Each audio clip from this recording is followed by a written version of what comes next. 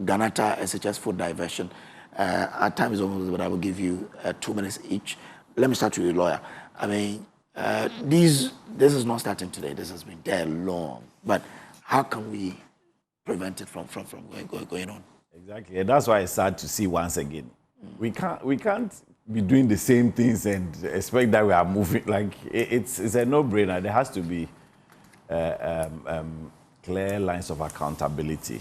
I mean, for example, apart from this case, we've heard of recent cases as well. There was something that happened in the northern region as well, a matron diverting foodstuffs and so on. So it means that it's something related to oversight and how to ensure a tracing or tracking of what has been allocated, where it has gotten to, whether it has been used, and how it should be replenished. So essentially, it's a logistics conversation and how to ensure that you can track what has been given out. Now, how do you call it? It's not, like I said, it's not rocket science. You know what you have given, what has been allocated, you know when it has been used. There should be a way of auditing it, keeping track of it, monitoring it, and so on. That's why in almost every type of project implementation, those who are experts in it will tell you that you cannot rely on the goodwill of people.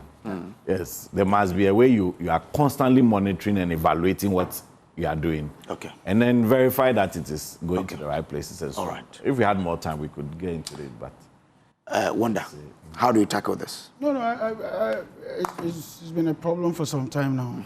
Some arrests have been made in the past, but we cannot continue to just allow people to drain government funds in such a manner. I know the National Buffer Stock distributes the food items.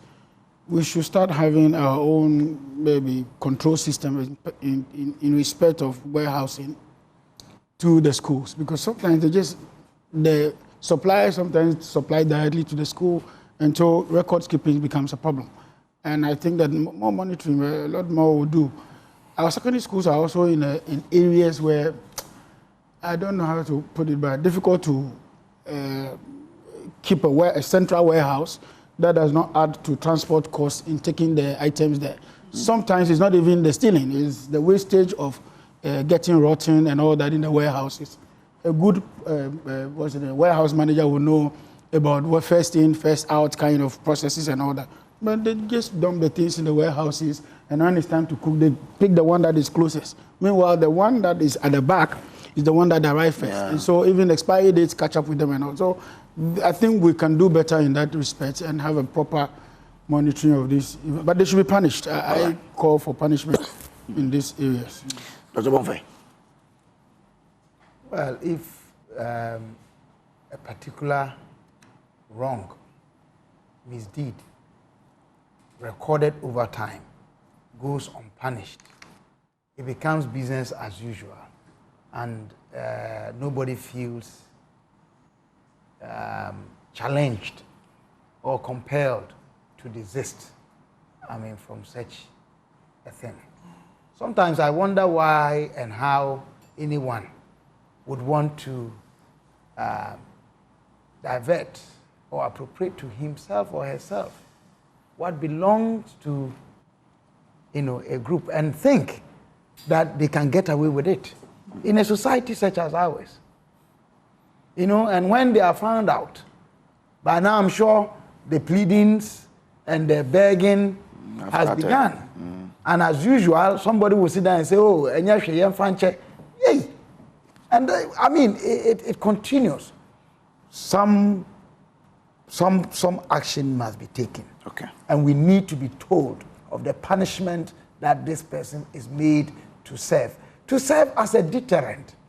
That the fact that you are a matron, the fact that you are headmaster, the fact that you are senior housemaster is not suggestive that you have absolute right to do what you want or what you please in the secondary school with the resources that are under your care.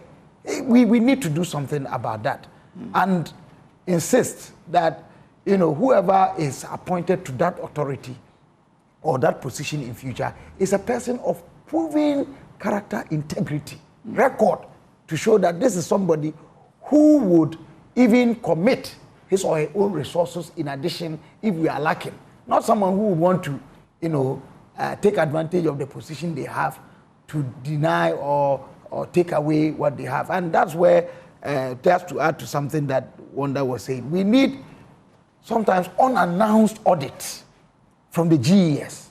Okay. Ministers of Education. And my brother Haruna, I'm sure if this word gets to him, and if I get the privilege, I'll tell him. Sometimes unannounced visits. Go to their warehouses to check what do they have. Why is this thing still here? And look at dates, whether they are expiring or they are close to expiry date, and find out. When we have people knowing that, look, our bosses, supervisors, and sometimes the Parents-Teacher Association, let's go and check how our children are treated in these schools.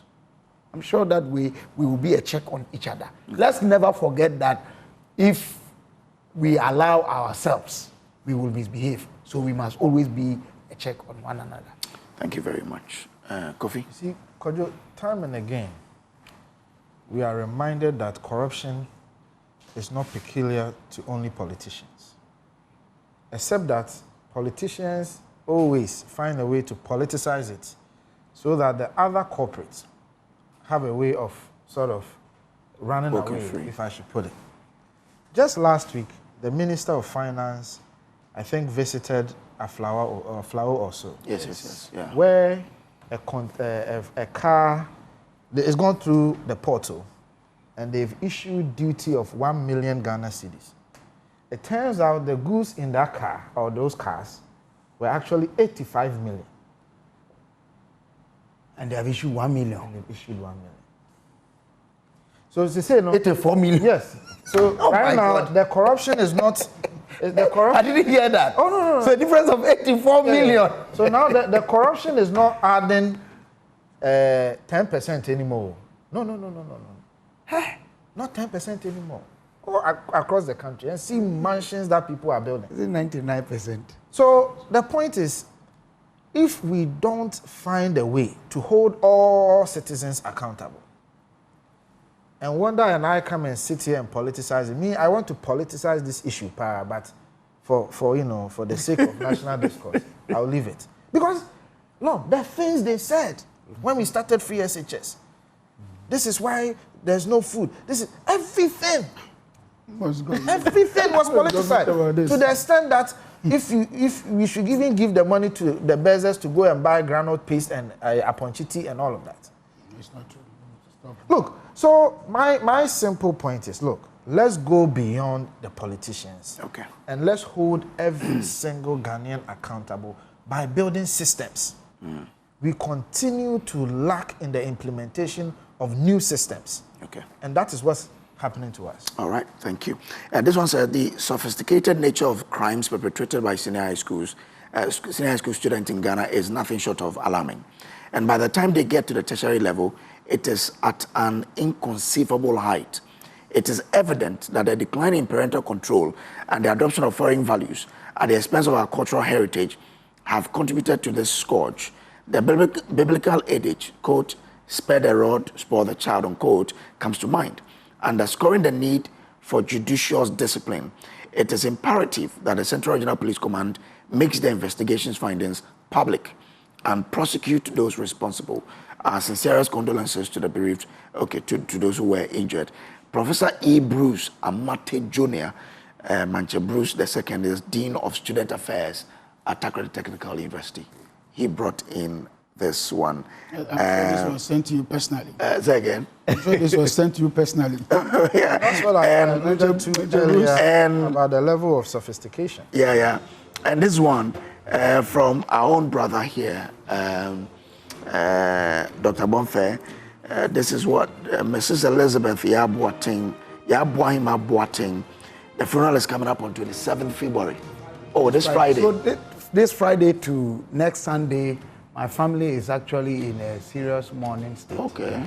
My paternal aunt and paternal... And the uncle, Nana George is here. Yeah. Oh, okay. We'll do one in Nkranza and on this Friday to Sunday, and then next week, the following week, we do that one in Kingdom. Oh, okay.